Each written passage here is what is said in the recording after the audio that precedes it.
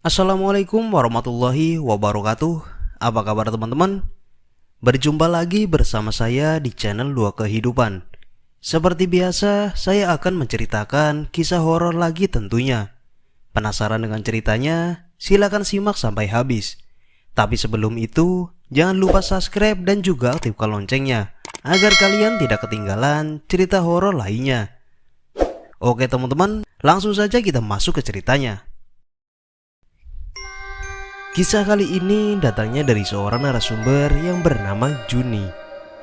Kejadian ini bukan ia sendiri yang mengalami, melainkan dua temannya di kampung. Sebut saja namanya Ari dan Budi. Kejadian ini terjadi sekitar tahun 2007.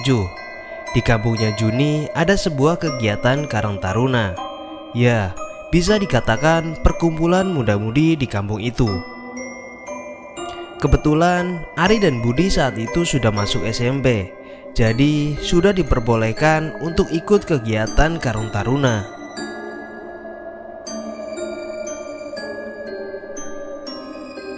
Di Karang Taruna itu, Ari dan Budi dapat tugas menjadi tukang sebar undangan. Jadi, kalau di kampungnya Juni ada yang punya acara, entah itu arisan atau hajatan, Ari dan Budi ini jadi orang yang mengantarkan undangan ke warga desa. Kebetulan saat itu mau diadakan acara arisan bapak-bapak yang akan diadakan pada hari Minggu. Jadi pada hari Sabtunya Ari dan Budi disuruh oleh ketua Karang Taruna untuk mengantarkan undangan arisan ke rumah warga. Sekitar jam 3 sore, Ari dan Budi berangkat untuk mengantarkan undangan ke rumah warga. Pada jam 5 sore, mereka sudah menyelesaikan tugas mengantar undangan.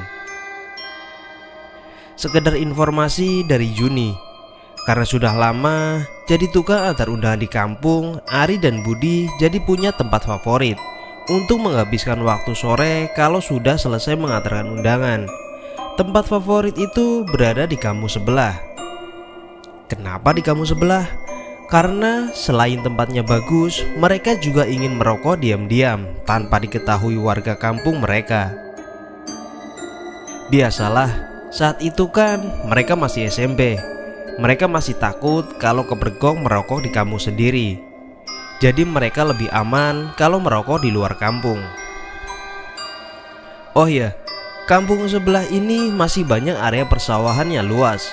Dan di situ juga ada sebuah jalan yang hanya bisa dilewati oleh satu motor. Jalan itu panjang sekitar 1,5 kilometer dan berada tepat di tengah-tengah area persawahan yang luas. Dan di tengah sawah ada sebuah saung yang dibuat untuk tempat istirahat para petani. Kebanyakan gimana suasananya? Disitulah tempat favorit Ari dan Budi. Lanjut ke cerita Juni. Sekitar jam 5:30 sore, mereka berangkat dari kampungnya menggunakan sepeda motor. Dan mereka sampai di kampung sebelah menjelang maghrib. Masuklah mereka ke jalan yang berada di tengah persawahan itu dengan kondisi langit mulai petang. Ari yang mengendarai sepeda motor dan Budi dibonceng di belakang. Hingga akhirnya sampailah mereka di saung yang berada di tengah sawah itu. Posisi saung itu berada di kiri jalan. Budi yang dibonceng mulai turun dari motor dan duduk di saung itu, menghadap ke Ari yang masih berada di atas motor. Hanya selang 1 menit setelah Budi duduk, tiba-tiba Budi mendengar suara dari belakang. Mas. Suara perempuan dengan nada merintih. Budi tidak berani menengok ke belakang karena dia merasakan kalau itu bukanlah suara manusia. Lagi pula di belakangnya itu hanya sawah yang luas. Mana mungkin ada perempuan di waktu maghrib masih ada di sawah. Karena penasaran, lalu ia bertanya ke Ari yang masih berada di atas motor. "Kamu denger gak?" tanya Budi. Dengan wajah ketakutan, Ari nampak tergesa-gesa menyalakan motor dengan starter kakinya dan tidak menjawab apa-apa. Melihat tingkah laku Ari yang seperti itu, Budi cukup paham dengan apa yang sedang terjadi. Ia pun refleks, lari sendiri sekencang-kencangnya meninggalkan Ari. Budi lari menuju perbatasan area persawahan itu, di mana di situ ada kampung kecil yang berjarak kurang lebih 500 meter dari TKP. Sampai kemudian, ia pun sampai di kampung kecil itu. Penasaran dengan keadaan Ari, Budi lalu melihat ke arah jalan panjang yang di tengah sawah tadi. Karena langit mulai gelap, Budi hanya bisa melihat secara samar-samar Ari lari terkopoh-kopoh sambil mendorong sepeda motornya yang macet. Ari pun menghampiri Budi sambil mencoba menyalakan motornya dengan starter kaki. Dan anehnya, saat itu motornya langsung menyala, tidak macet sama sekali. Tanpa banyak tanya, Budi langsung naik ke jok belakang motor Ari dan mereka kabur dengan motor sekencang-kencangnya.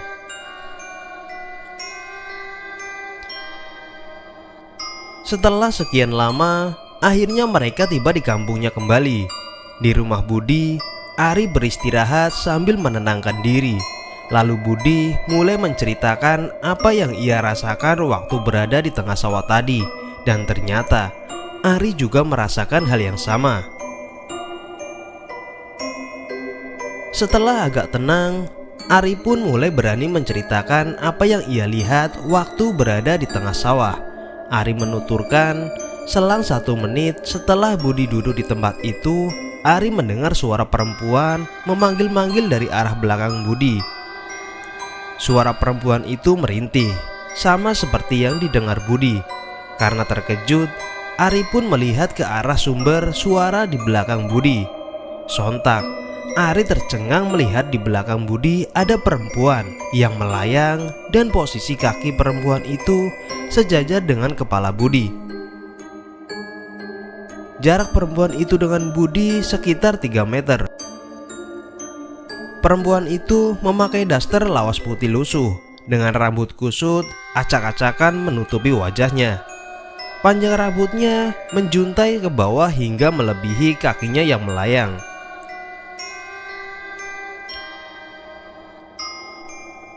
Dan Ari juga berkata kalau rambut bagian atasnya mengembang seperti sosok kuntilanak di film Susana pada zaman dahulu. Perempuan itu terus memanggil-manggil sambil melayang mendekat ke arah Budi. Tubuh Ari langsung bergetar dan tidak bisa bersuara. Melihat Budi yang sudah kabur duluan, Ari semakin ketakutan dan terpaksa mendorong motornya sambil berlari karena motornya benar-benar tidak bisa dinyalakan. Dan yang bikin Ari tambah shock adalah ketika ia lari sambil mendorong motornya, tak sengaja ia melihat ke arah kiri dan ternyata perempuan itu mengikutinya sambil melayang di atas sawah dengan masih memanggil-manggil, "Mas, Mas."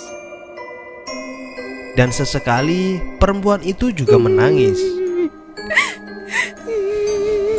Ketika sudah mendekati kampung kecil, barulah perempuan itu menghilang entah kemana. Cerita Ari dan Budi sempat membuat heboh kampung mereka. Sampai ada beberapa warga yang penasaran dan mencoba mendatangi ke lokasi tersebut pada waktu maghrib. Tapi hasilnya nihil. Menurut Ari dan Budi, mungkin pada hari Sabtu itu adalah hari apes mereka.